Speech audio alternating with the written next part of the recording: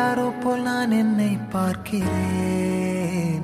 ஏதுமில்லாமலே இயல்பாய் சுடர் போல் தெளிவாய் நானே இல்லாத ஆழத்தில் நான் வாழ்கிறேன். கண்ணாடியா